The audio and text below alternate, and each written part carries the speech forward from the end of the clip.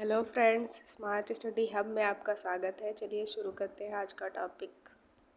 तो आज हम बात करने वाले हैं यूपी ट्रिपल एस सी पेट 2026 के बारे में, जो एक एलिजिबिलिटी टेस्ट है। तो कभी कभी लगता होगा ना, क्या बिना कोचिंग के यूपी ट्रिपल एस सी पेट निकलना संभव है? तो इसका जवाब है हाँ। अगर आप सही स्ट्रेटजी अपनाएंगे तो ज़रूर निकलेगा। इस वीडियो में जानेंगे कि क्या पढ़ें, कैसे पढ़ें और कितने घंटे पढ़ें। तो चलिए हम एग्ज़ाम पैटर्न देख लेते हैं। इसमें कुल प्रश्न होते हैं 100 और कुल अंक होते हैं 100। समय जो होता है 2 घंटे का होता है और निगेटिव मार्किंग होती है 1/4 की। अगर आप 4 क्वेश्चन गलत करते हैं तो सही क्वेश्चन के लिए मिलने वाला 1 नंबर आपका कट जाएगा। थोड़ा सा सिलेबस के बारे में जान लेते हैं। तो फर्स्ट आता है इतिहास में 2 पार्ट होते हैं। एक भारतीय इतिहास, दूसरा होता है भारतीय राष्ट्रीय आंदोलन, जिसमें टोटल 10 मार्क्स मिलते हैं। और दूसरा होता है भूगोल, जिसमें उसमें भी 5 नंबर मिलते हैं। और भारतीय संविधान उसके लिए भी 5 नंबर मिलते हैं। और फिर आता है अर्थव्यवस्था, उसके लिए भी 5 नंबर। और विज्ञान के लिए भी 5 नंबर। इसमें 3 पार्ट होते हैं, इसको हम आगे डिस्कस करेंगे। और उसके बाद आता है गणित, जिसमें 3 पार्ट्स होते हैं, टोटल 25 मार्क्स का होता है। और रीजनिंग, उसके लिए भी हमें 5 नंबर मिलते हैं। और फिर आता है करंट अफेयर, जिसके लिए हमें 10 नंबर मिलते हैं। तो जो हिस्ट्री होती है हमारी, वो 2 पार्ट्स में डिवाइड होती है, Indian history and Indian national movement, जिसमें टोटल 10 मार्क्स मिलते हैं। और साइंस जो होती है 3 पार्ट्स में डिवाइड होती है, फिजिक्स, केमिस्ट्री एंड बायोलॉजी, जिसके लिए हमें 5 मार्क्स ही मिलते हैं। और मैथ में जो होते हैं 2 पार्ट होते हैं। मैथ्स जो 2 पार्ट में होती है, उसमें एक फर्स्ट होता है टेबल ग्राफ, जिसके लिए हमें 20 नंबर मिलते हैं।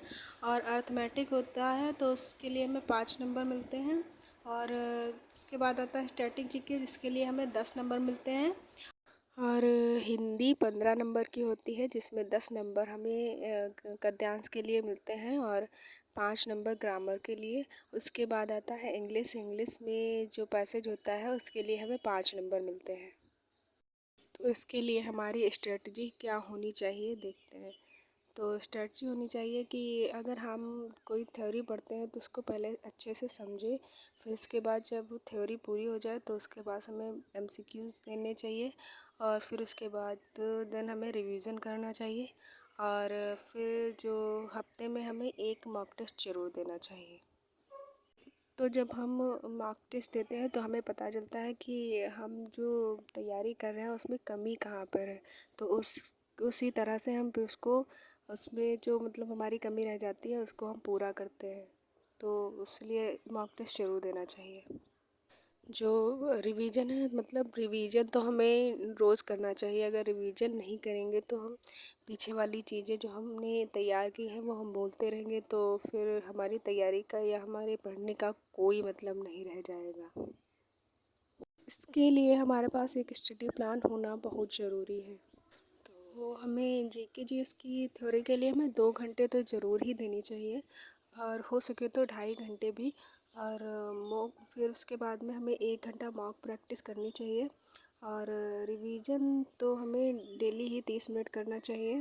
उसके बाद प्रीवियस ईयर क्वेश्चन जो होते हैं टाइम निकल के, उनको हमें दिन में 30 मिनट तो ज़रूर ही देना चाहिए। आप अगर जो बीच में हमारा रेस्ट करने का जो टाइम होता है उसमें भी 30 मिनट निकाल के हमें प्रीवियस ईयर क्वेश्चन देख लेने चाहिए एक बार।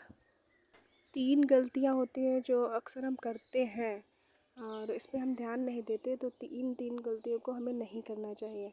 सबसे पहला, केवल रहना, मतलब पढ़ते रहते हैं और प्रैक्टिस नहीं करना। और दूसरा जो हम करते हैं कि रिवीजन छोड़ देते हैं।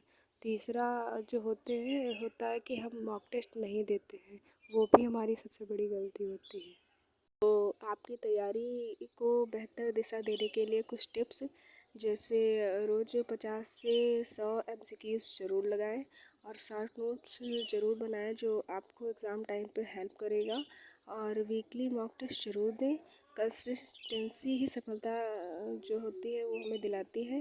कंसिस्टेंसी के साथ अगर आप लगे रहेंगे तो आपकी तैयारी बेहतर बनेगी। तो अगर वीडियो पसंद आई हो तो लाइक करें, कमेंट करें, स्मार्ट स्टडी हब को सब्सक्राइब करें। तो मिलते हैं अगली क्लास में। धन्यवाद।